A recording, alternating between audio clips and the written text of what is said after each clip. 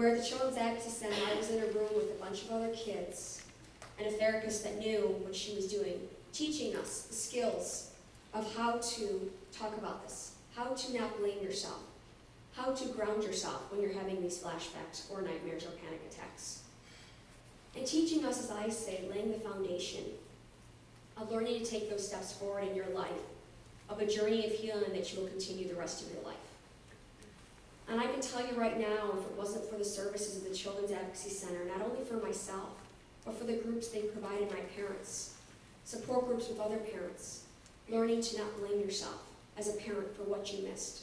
Because I can tell you right now, I don't care how protective of a parent you are, if you're a stay-at-home mom, you keep your, homeschool your kids, keep your eye on them, you cannot watch your kids 24/7.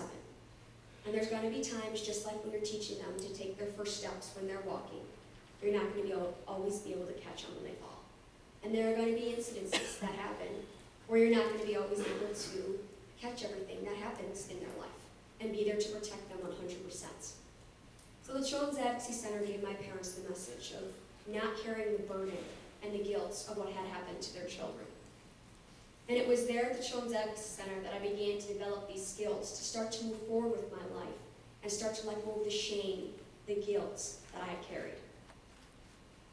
Here are just some statistics. Back in 1998, 10 years ago, actually 12 years ago when my sister and I were interviewed there were 139 CACs and 75,000 children were seen across the country at Children's Advocacy Centers.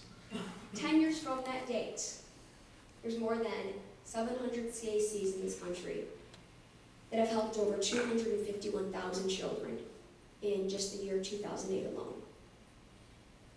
Just imagine for a moment, what if these Children's Advocacy Centers didn't exist? Where would these kids get the message, and where would they go when they are being sexually abused? Before Children's Advocacy Centers, kids were brought to police departments. Do you know what kind of message that sends a 6, 7, 8, 9, 10-year-old being brought to the police after they've been sexually abused?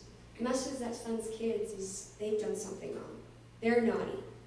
Often predators telling them that they'll be put away for this, that they're going to be in trouble for what happened. So sending kids to a police department to be interviewed is just adding to the trauma, which is one reason why I'm so grateful for the Children's Advocacy Centers in this nation. And not only for what they do, but the people behind them. Because as several of you who do work in Children's Advocacy Centers don't realize that it's a job that you gotta be a special person cut out to do it, because it's not an easy job.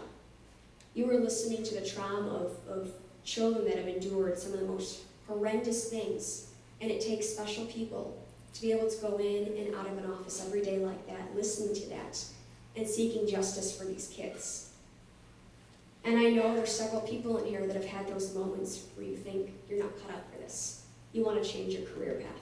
You can't handle listening to another case of a child being brutally raped and molested. But the truth of the matter is, the kids need you. And someday, at some point, one of those kids that you helped find a voice, help give them justice, will be a little Erin returning, coming back to thank you. Whether that be 10 years, 20 years, 30 years. Come back to thank you for what you did for them when they were told as a young child no one would believe them, and this is our little secret.